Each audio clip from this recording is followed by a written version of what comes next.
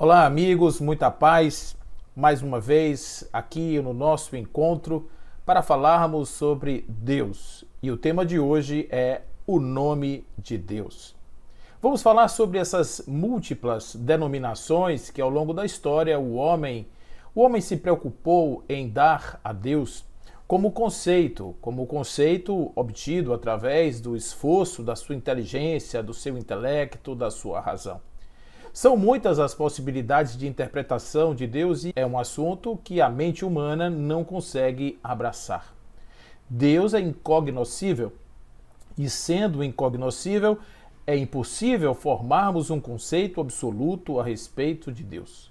O máximo que nós vamos conseguir fazer, fazendo uma releitura dos pensadores do passado, é chegarmos a nos aproximar um pouco daquilo que poderia ser, por uma lógica, por um sentido, aquilo que nós poderíamos chamar de Deus. Mas, de fato, nós não temos condição, faltam-nos elementos suficientes para podermos compreender em totum a ideia do divino. Então vamos aqui nos divertir com os pensadores antigos, com os seus movimentos mentais, com aquilo que a natureza lhes concedeu em privilégio dos demais, que é essa capacidade de enxergar nas coisas do mundo, no universo, enxergar a ideia de Deus. Portanto, o nome de Deus, ele vai emergir a partir desta possibilidade de uma construção de uma ideia. A cada ideia, provavelmente um nome. E aí nós vamos resgatar, como de costume, vamos resgatar uma frase de um dos pensadores que nós trazemos aqui no dia de hoje, que é Giordano Bruno. Ele que foi morto na fogueira em 1600, no mês de fevereiro do ano 1600, ele foi queimado vivo pela Inquisição por dizer algumas coisas a respeito de Deus que a igreja não gostou muito. Ele que era um pensador fora do seu tempo, ele vai trazer alguns conceitos de Deus e os seus pares não acharam aquilo muito interessante e aí condenaram ele à fogueira. Ele não quis negar os seus conceitos, por isso foi condenado. Ele diz assim: não será por culpa da luz, mas sim pela falta das luzes. Quanto mais belo e excelente seja o sol, tanto mais odiosos e não gratos os olhos das bruxas noturnas. Então ele diz isso porque realmente há um aspecto, quando nós falamos de Deus ao longo da história, que esse assunto é um assunto proibido. Esse não é um assunto que nós podemos falar livremente, pelo menos não era até um determinado momento da história.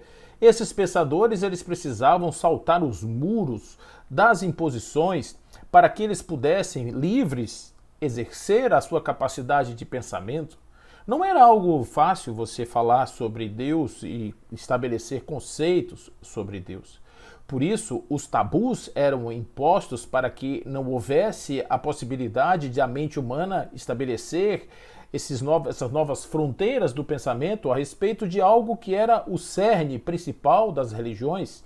E por isso a igreja foi tão contrária a que os seus próprios postulantes exercessem o mandato mental que lhes foi outorgado pela natureza e fizessem ilações a respeito de Deus. Mas, no tocante à questão do seu nome especificamente, nós não podemos negar que houve progresso, sim, na maneira e mesmo apesar de todas as opiniões contrárias e todas as proibições, a mente humana preponderou ao final. Começamos aqui em relação ao nosso tema com uma passagem que está em Êxodo, capítulo 3, versos de 13 a 14.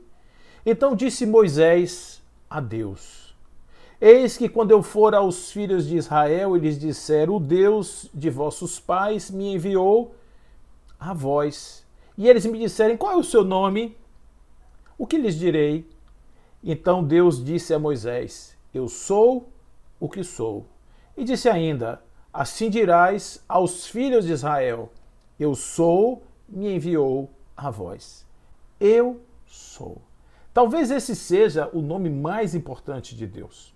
Talvez esse seja a síntese máxima do pensamento. Talvez nunca se tenha tido tanta felicidade em se conceituar essa ideia do grande poder do universo como eu sou. um presente constante, um presente absoluto. Eu sou pode ser todas as coisas, pode expressar a totalidade, pode expressar o uno, pode expressar todas as referências a entes que se auto-identificam, portanto, na totalidade, um ser que expressa o uno e a totalidade, ele diria de si mesmo, eu sou. Mas vai dizer ainda Diógenes Laércio, um historiador que viveu 180 anos depois de Jesus, ele diz assim, Deus é uma substância única, que chame de mente, ou de destino, ou de Deus, mas é designado ainda por muitos outros nomes. E quais seriam esses nomes? Motor e agitador do universo. Os pitagóricos chamavam ele de motor agitador do universo. Os platônicos chamavam Deus de criador do mundo. Esse indivíduo ele desceria do mundo superior, que ele seria absolutamente representante dessa unidade, e a partir daí esse mundo sensível iria expressar não somente o lado positivo, mas também coisas negativas, porque haveria aí uma ampla disseminação desse conceito de Deus. Na verdade, os platônicos chamam de criador do mundo, porque ele desceria do seu plano magnífico para criar formas, e dada a multiplicidade de formas, essas formas poderiam não ser muito boas, porque iriam se afastando da ideia do Criador.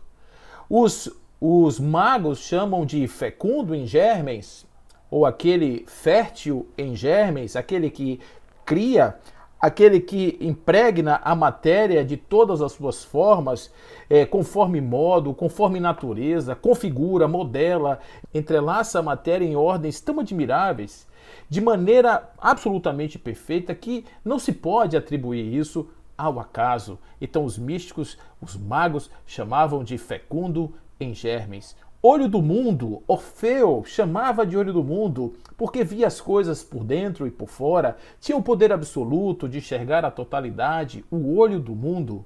Empédocles chamava ele de o diferenciador, porque ele não cansa de separar formas, fazer essas distinções, essa múltipla expressão de possibilidades, de realizações, de concretudes. Então ele realmente seria um elemento diferenciador importante.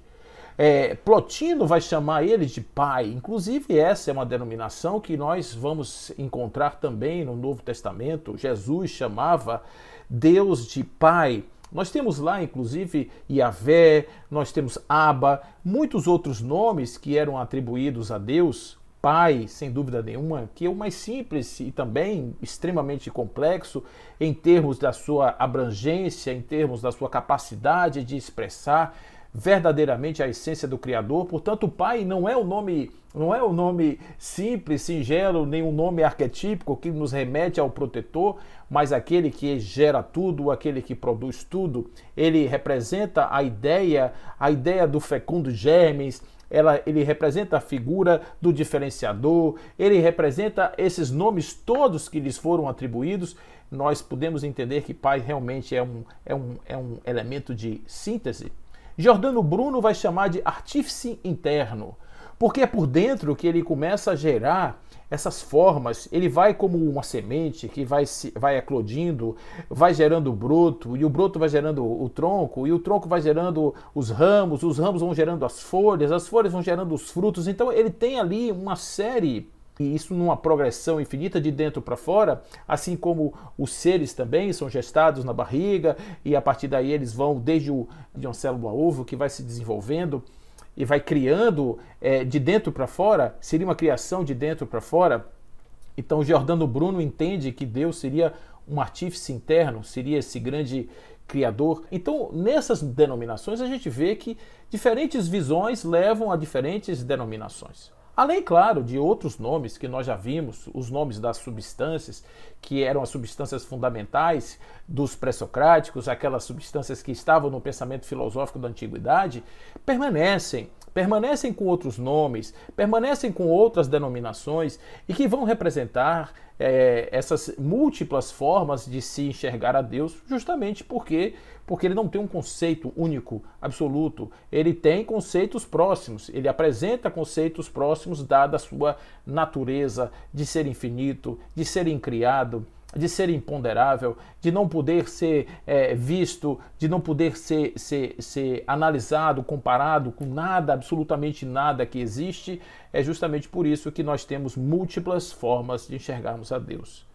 Os estoicos, por exemplo, que representam desde o século II a.C., um pensamento diferenciado a respeito de Deus, eles tinham uma curiosa noção sobre a adaptabilidade do homem em relação a Deus. Eles diziam que nós, enquanto seres conscientes, deveríamos perceber a lógica do universo e, em fazendo isso, nós deveríamos nos adequar a esta lógica perfeita do universo. Esse não é privilégio só dos estoicos, mas eles viviam isso muito intensamente. Então, qual que era a maneira que o estoico levava para compreender Deus? Eles faziam, então, uma análise do universo, entendiam o sentido das coisas, captavam as leis que regiam todos os movimentos, olhavam para si mesmos, identificavam em si as capacidades, as formas, as múltiplas expressões de forma que eles poderiam representar, e a partir daí eles desenvolviam uma adaptabilidade deste ser com as leis. Então, o indivíduo feliz era um indivíduo que vivia conforme a sua natureza. Então, essa escola, ela pregava basicamente que nós não deveríamos brigar com as coisas da natureza, nós não deveríamos ir contra as coisas da natureza. Nós deveríamos viver a favor da natureza, compreendendo que aquilo que não pode ser mudado precisa ser assimilado e aceito. Eu só posso me envolver emocionalmente naquilo que depende exclusivamente de mim e, sobretudo, aquilo que me leva a esse ajuste entre forma e expressão que está caracterizado em todos os seres, porque existe uma forma, existe um sentido daquilo ser daquele jeito, o olho ser daquele jeito, os animais terem aquela expressão fisionômica, nós, inclusive, estarmos também com as nossas representações cognitivas, físicas, em expressões de corpo. Então, tudo isso, para um estoico, representava um sinal muito forte que cabia à inteligência compreender e, expressando essa inteligência, essa compreensão, a gente fazia a adaptação da forma com a finalidade. Então, esses estoicos, eles vão entender que Deus é a ordem do caos. Vão entender que Deus é a ordem em meio ao aparente caos. Essa ideia do caos para um estoico representava, em verdade, uma infraordem. Não existia caos. Existia uma percepção distorcida da perfeitude da lógica divina.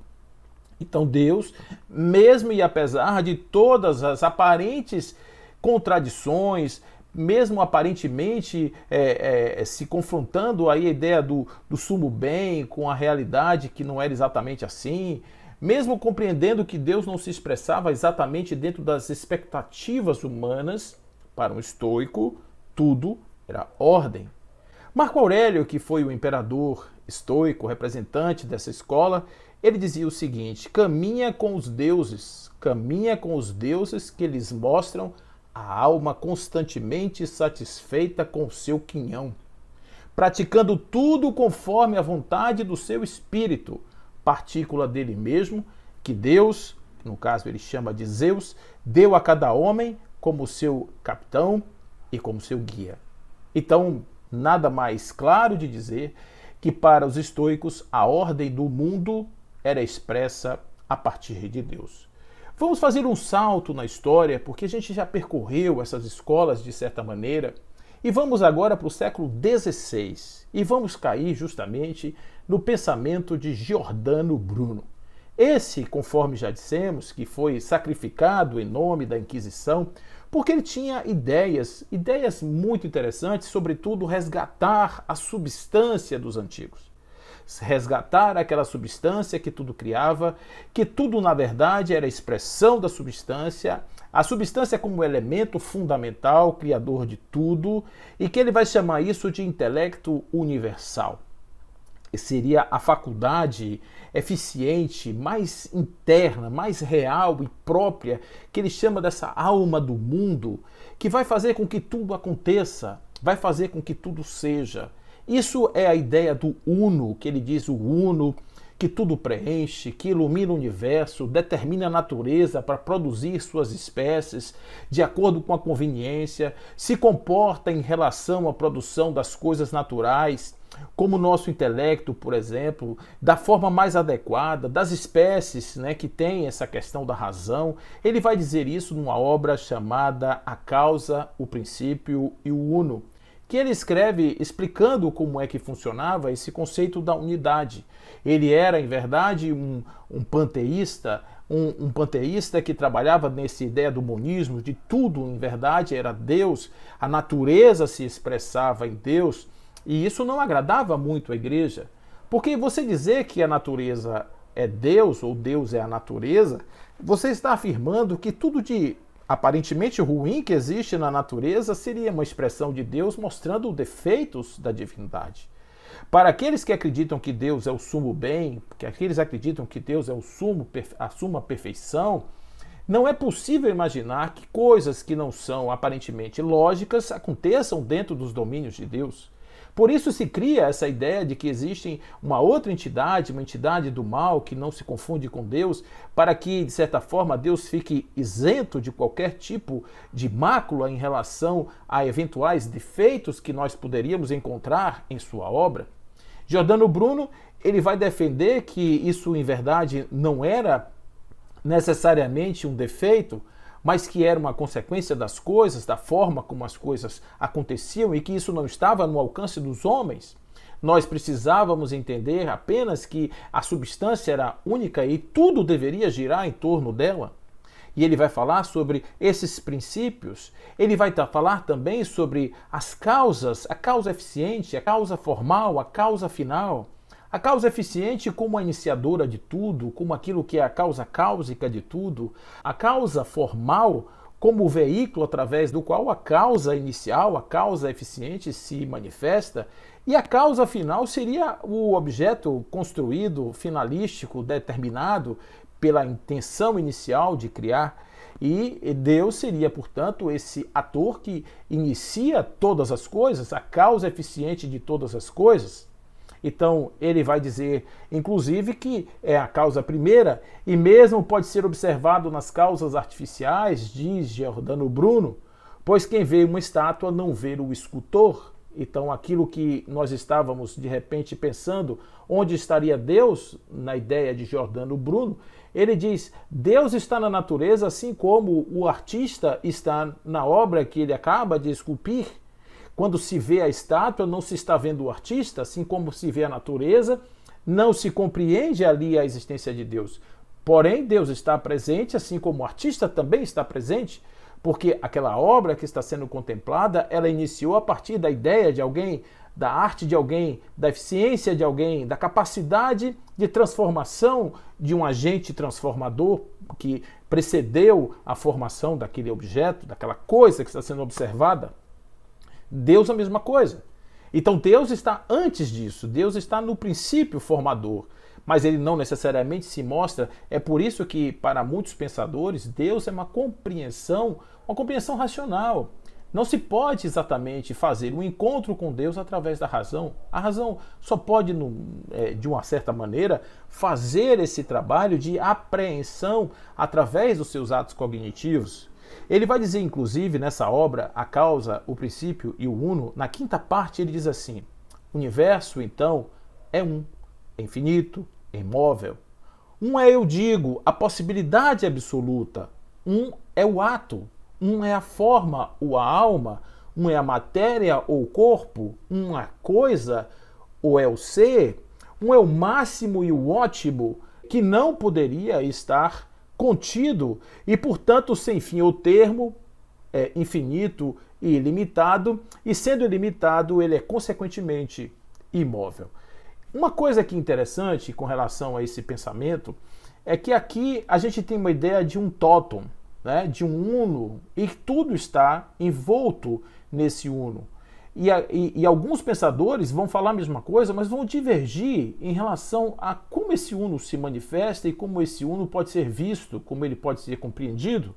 No caso de Giordano Bruno, ele diz que tudo navega dentro deste grande manancial de substância que se transforma, que se transmuta através de uma intenção para poder produzir, utilizando seus veículos, produzir as formas que são compreendidas, mas a ideia do uno está presente em sua obra. Um outro pensador, também do século XVI, Francis Bacon, ele vai, como ele é o iniciador da ciência, ele é aquele homem que pensa, que tem a racionalidade. O que Francis Bacon vai fazer com todo esse arrazoado que se criou em termos de Deus? Ele diz assim: a razão objetiva, ela é sempre alterada pelas subjetividades da mente humana. O homem que está envolvido emocionalmente, está envolvido culturalmente, ele usa o seu, hoje é chamado de mindset, o seu modelo mental, para entender as coisas. Ele será sempre obliterado, ele estará sempre em confusão quando ele usa esses argumentos que ele possui, essas crenças que ele possui, para definir coisas tão sofisticadas como Deus. Então, sempre vai acontecer, de alguma forma, o cientista ele vai impregnar os seus conceitos do divino com aspectos da ciência. O teólogo vai impregnar os seus aspectos de conhecimento com assuntos da sua teologia, da sua interpretação, dos textos. E ele vai chamar isso dos ídolos da tribo, os ídolos da caverna, os ídolos do foro e os ídolos do teatro. Os ídolos da tribo são aqueles inerentes à condição humana, da natureza humana, que são as expressões da própria mente, da dinâmica da mente, que por si mesma vão criando essas mundividências que interferem no pensamento. Os ídolos da caverna têm a ver das condições do sujeito enquanto indivíduo, um indivíduo que vive, que constrói a sua visão de sociedade, que está envolvido com outras pessoas, de certa forma, que adquire conhecimento, esse indivíduo que está agindo na produção da sua própria razão. Os ídolos do foro seriam aquelas ideias criadas pela sociedade, pela cultura, pela forma como pelo tipo de ambiente que nós estamos vivendo. Então isso criaria esses ídolos do foro, segundo Bacon, e também aqueles ídolos do teatro, que são as filosofias específicas, são as particularizações do pensamento que são adotadas pelo homem. Aí a religião assume um papel preponderante. Então ele, Francis Bacon, como era um homem que adotava uma certa racionalidade nesse sentido, que ele dizia que o intelecto humano não tinha a capacidade de entender Deus, ele simplesmente diz: este é um assunto que eu não vou me ocupar. Mas ele não deixa de dar sua contribuição para que, quando estivermos fazendo um pensamento a respeito do divino, nós entendamos que Deus é algo extremamente complexo para poder sairmos daqui ou de qualquer lugar com uma afirmação positiva, porque ele realmente dá uma contribuição importante. Mas o século XVII vão aparecer pensadores muito, mas muito significativos em relação ao pensamento de Deus. E um que se destaca especialmente é Baruch Spinoza.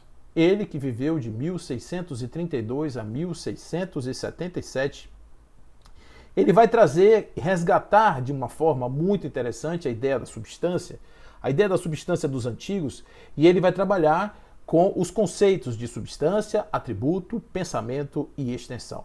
Então, o pensamento de Spinoza se baseava na ideia de que há uma substância, e uma substância que se mostra através dos seus atributos. Então existe uma substância que é o uno, que é essa ideia que nós temos aí, a condição necessária para a formação do universo, a condição necessária para atender a toda a razão dos argumentos ontológicos e até mesmo dos argumentos cosmológicos, né, que formam essa ideia de Deus. Então Spinoza ele vai apresentar a substância com dois atributos principais. Esses dois atributos são a extensão e o pensamento. A extensão formaria os corpos. Então seria uma ideia da substância se apresentando de maneira tangível. e o pensamento forma mente. Então, aí nós temos a ideia parecida com a de René Descartes, que nós temos lá a coisa pensante, a coisa extensa, a coisa divina. Seria mais ou menos a mesma coisa, mas existem diferenças. Porque para Baruch Spinoza não existe o conceito do fora da máquina, do ex machina de Descartes. Spinoza tem a ideia do todo, é tudo aqui, está tudo dentro. Não existe necessariamente aqui no conceito de Spinoza uma transcendência.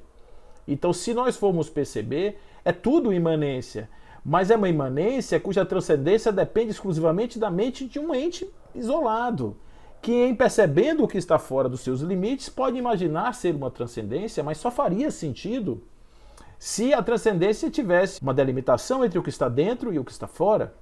Nesse contexto, apenas a parte está dentro do todo e não o todo está dentro da parte. Não existe parte do todo no conceito da individualidade e o restante do todo do fora da individualidade. O que existe é a individualidade totalmente imersa no todo, portanto, é uma imanência total da parte no todo e não do todo na parte. Então isso pode parecer um pouco estranho, né? Essa diferença pode ser apenas semântica, mas ela é bem significativa. Porque para Baruch Spinoza, o conceito de substância era um conceito de representação total. Ele vai dizer o seguinte: a definição formal de Deus, ou nada existe, ou existe um ser necessariamente infinito e nada mais. Necessariamente infinito e nada mais. Existe um ser necessariamente infinito e nada mais. O ser, a existência, é puro ato de sua própria afirmação. O infinito, em todas as suas modalidades, é o que constitui a sua essência. A causa incausada, origem de si mesmo, diz o nosso Spinoza. Deus é o único que existe em virtude do seu próprio ser. É o único que existe necessariamente numa relação intrínseca com sua essência. Os demais elementos, eles não existem por si. Eles vão existir como resultado dessa expressão dos atributos da substância. E aí eles vão ser por pensamento, por extensão, por pensamento, por extensão. E há também um conceito de modo, que são as modalidades, as formas, e elas vão se apresentar dentro do campo da extensão em determinados modos, que seriam maneiras dos atributos estarem sendo mostrados, apresentados dentro do campo da extensão. Então, é um conceito bastante profundo esse conceito de Spinoza, é um conceito bastante rico de possibilidades, e ele vai dizer que a substância se confunde com seus atributos, porque a substância é como um ente infinito, tendo infinitos atributos e cada atributo com infinitas possibilidades, então eles se confundem em determinados aspectos. Por que substância não é exatamente igual a atributo num determinado ponto do tempo? É que aquela forma, aquela extensão, ela pode estar apenas manifestando uma parte dos atributos. Esses atributos, eles são um subconjunto das suas possibilidades e também um subconjunto de todos os atributos que poderiam estar ali, que representam de fato a substância. Então, substância é mais do que atributo, porque os atributos eles podem estar sendo segmentados e a substância estará sempre em uno. Mas em conceito essencial, a totalidade dos atributos representa a totalidade da substância, por isso às vezes existe essa igualdade entre substância e atributo, mas deixando claro que o atributo, quando ele vai em função da extensão, quando ele vai em função do pensamento, quando ele vai moldado, né, numa forma, num modo, quando ele vai se expressar no modo, ele tem as suas limitações aparentes ali naquele momento, mas ele ainda continua presente dentro do todo. Então, Deus, na verdade, é um ser ao qual todos os atributos infinitos são predicados. Então, podemos dizer que Deus reúne em si todos os atributos possíveis que estão aí na ordem das possibilidades infinitas. É por isso que na mente não consegue chegar, porque é muita coisa. A gente ficar imaginando infinitos atributos, infinitas dimensões, infinito não criado, infinito tempo. Pessoal, isso para a cabeça da gente dá um nó incrível, né? Outro pensador extremamente rico em relação à ideia de Deus do século XVII é Wilhelm Leibniz, Gottfried Wilhelm Leibniz, esse é o nome dele, né? Então ele viveu entre 1646 e 1716. Então ele vai dizer o seguinte, que Deus é uma coisa que tem que existir. Deus é a razão necessária do universo. Não existe uma forma, uma possibilidade do universo ser sem a presença de Deus. Então, de onde ele vai montar o seu raciocínio, o seu argumento a respeito da existência de Deus? Em cima de uma construção, como Tomás de Aquino fez, ele também vai fazer a sua construção. E a construção, ela começa com uma afirmação. Ele diz, tudo que existe tem uma explicação para a sua existência. Tudo que existe tem uma explicação para a sua existência. O segundo enunciado é, o universo tem uma explicação para a sua existência, e essa explicação é Deus. A gente volta nesse segundo enunciado aqui porque tem uma característica nele que não está presente nos demais, dentro da construção da sua lógica. Ele diz, o universo tem uma explicação para a sua existência e a explicação é Deus. E faz uma afirmação. No terceiro enunciado ele diz, o universo existe. Então, olha o que aconteceu lá no primeiro. Tudo que existe tem uma explicação. No segundo ele disse, a explicação do universo é Deus. No terceiro, o universo existe.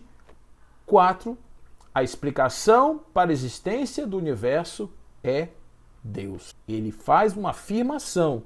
A explicação para a existência do universo é Deus. É uma afirmação. Aí você vai dizer, poxa, mas esse 2 aí, esse 2 ele não necessariamente é bom, porque esse 2 ele tem a possibilidade de não ser, ou seja, ele está intuindo que a explicação do universo é Deus. Mas para chegar nesse lugar, dessa afirmação número 2, ele partiu do seguinte raciocínio, o que poderia explicar a existência do universo? Duas coisas poderiam explicar a existência do universo, não existiria uma terceira. A primeira seria a ordem, um pensamento ordenado, que através de uma inteligência criava tudo com o objetivo do universo ser do jeito que é. Porque o universo é ordenado, tudo no universo é perfeito, as coisas se encaixam perfeitamente, milimetricamente, os ajustes finos dentro das grandezas titânicas do universo são impressionantes. Então existe uma lógica intrínseca no universo para que os elementos, através das afinidades, eles consigam se juntar.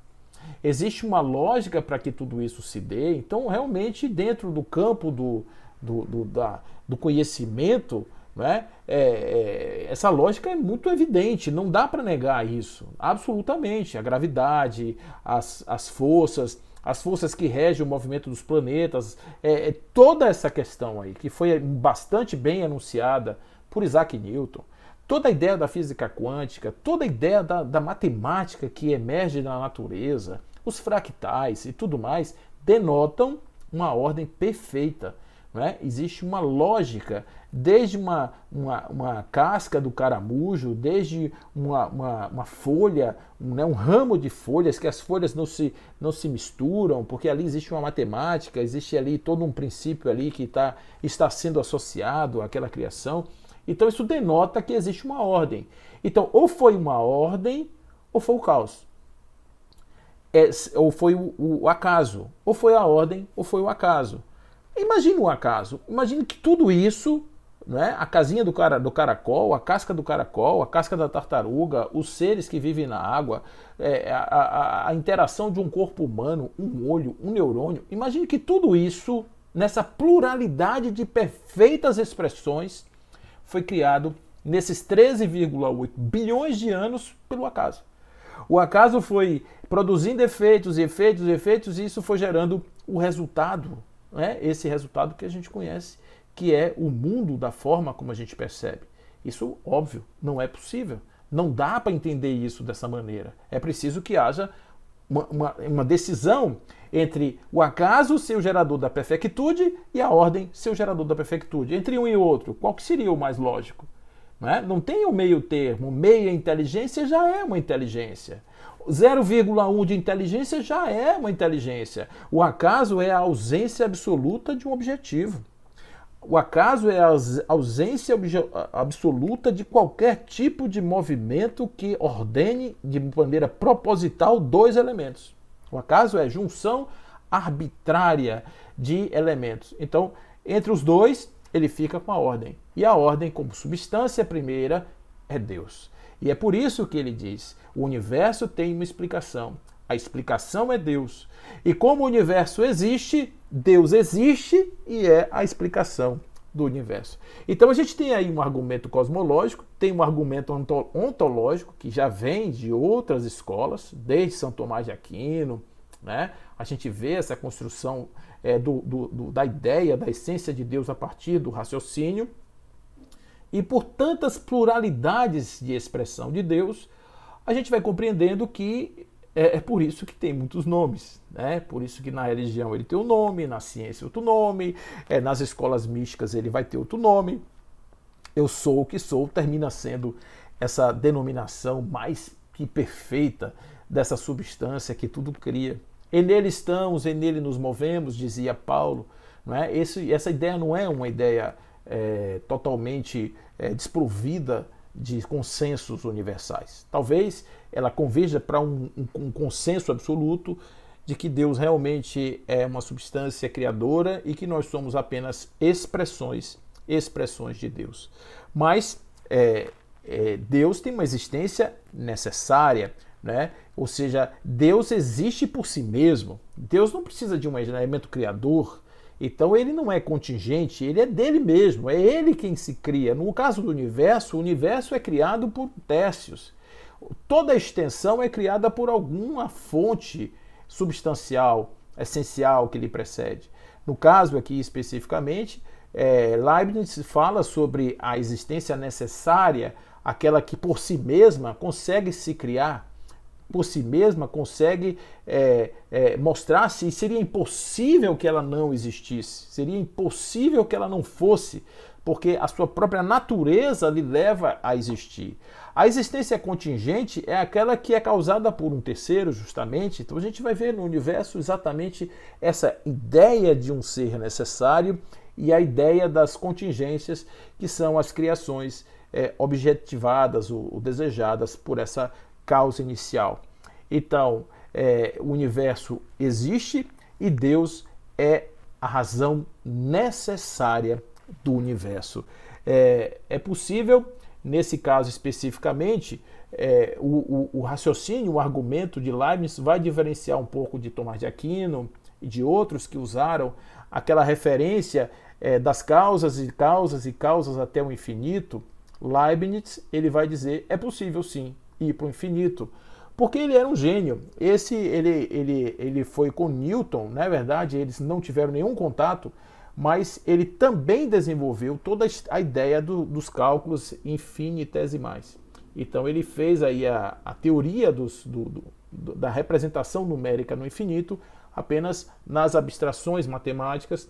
Ele era um homem muito dotado de muitas qualidades mentais, racionais, etc. Então a sua escola, o seu pensamento, ele merece de nós muita consideração e muito cuidado quando a gente vai analisar a sua ideia. A gente vê que realmente não é a ideia de um homem que desejaria ter Deus, né? Não desejaria encontrar-se com Deus, porque Francis Bacon ele vai dizer que existe um desejo, assim como Kant também vai dizer. Kant vai dizer que existe um desejo do homem em encontrar Deus, né?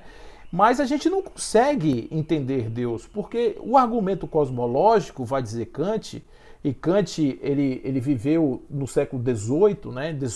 Ele vai desencarnar em 1804, ele nasceu em 1724, desencarna em 1804, no ano do nascimento de Allan Kardec. E ele, quando ele era vivo, né, na sua legislatura, ele vai pregar que a razão não tem condição de chegar em Deus, né? Ele que falou bastante sobre a razão, ele criou obras que falavam sobre a razão, então ele não tinha por que fugir dessa ideia. Deus realmente é algo extremamente complexo. Ele dizia que a razão cosmológica, o argumento cosmológico, ele era baseado em suposições racionais e, portanto, não era preso a nenhuma evidência real que pudesse sustentar aqueles argumentos racionais. Embora, conforme já disse, né, cheguemos a Deus por aproximações sucessivas, para muitos falta a prova de ouro, que é aquela prova que realmente vai, de maneira inequívoca, apresentar a figura de Deus. Mas aqui a gente vai ver em Kant que ele tem ele apresenta que essa falta de realizações, de concretudes nas expressões, enfraqueceriam tanto o argumento cosmológico quanto o argumento ontológico, tanto a ideia de se chegar a Deus através de uma expressão de sentido, como também a ideia de se comprovar a existência de Deus como sendo a fonte de todo o universo. Porém, para Kant, existe um argumento que prova a existência de Deus, que é o argumento moral. Ou seja, para Kant, toda a ideia do sentido, do ordenamento da vida, do sentido de você guiar a sua vida em função de uma moral elevada, de você fazer dos seus atos, transformar os seus atos em verdadeiras leis divinas. Você fazer isso, para Kant, realmente era a demonstração de que os homens são guiados por um princípio moral que lhes ultrapassa a percepção, que está além das coisas. Então, nós, enquanto seres racionais, teríamos a capacidade de perceber e sermos guiados por essa força que direciona tudo para a ordem, para a harmonia. Existe a necessidade de Deus estar presente, porque é justamente Ele quem vai nos conduzir em função da escolha entre vivermos de uma maneira virtuosa ou uma maneira viciosa. Essa determinação seria dada por essa força.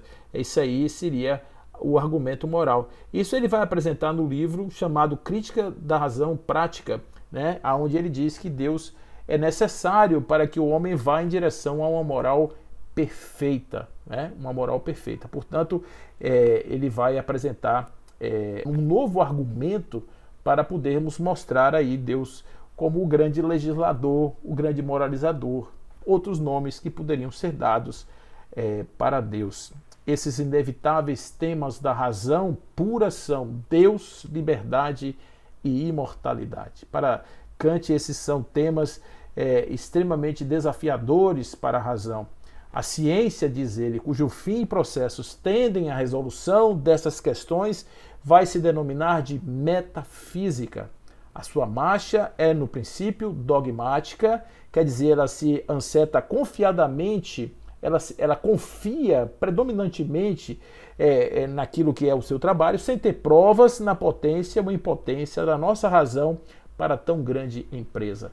Então ele está falando aqui da metafísica, que ela age de maneira dogmática, a princípio, sem ter ainda a ideia das impossibilidades que a própria razão teria para sustentar seus postulados. Porém, o argumento moral de Kant leva-nos à ideia de que, através de um outro olhar, mesmo aquele que criticou o pensamento dogmático, o pensamento não científico, o pensamento não elaborado e a ausência de sustentação para a fixação de conceitos reais a respeito de Deus, ele encontra Deus no sentido da vida. Portanto, Deus é plural, Deus é um proteu, a palavra ela pode adquirir múltiplos significados, é polissêmica, nós podemos entender Deus como sendo muitas coisas, mas vai dizer William Shakespeare, a rosa pode ter muitos nomes, mas terá sempre o mesmo perfume. E Casimiro de Abreu, captando muito essa ideia de Deus, ele vai dizer assim como conclusão da nossa conversa de hoje: eu me lembro, eu era pequeno, brincava na praia, o mar bramia e, erguendo o dorso altivo, sacudia a branca espuma para o céu sereno. E eu disse à minha mãe, nesse momento, Que dura orquestra, que furor insano, que pode haver de maior que o oceano, ou que seja mais forte que o vento? Minha mãe a sorrir, olhou para os céus e respondeu: um ser que nós não vemos.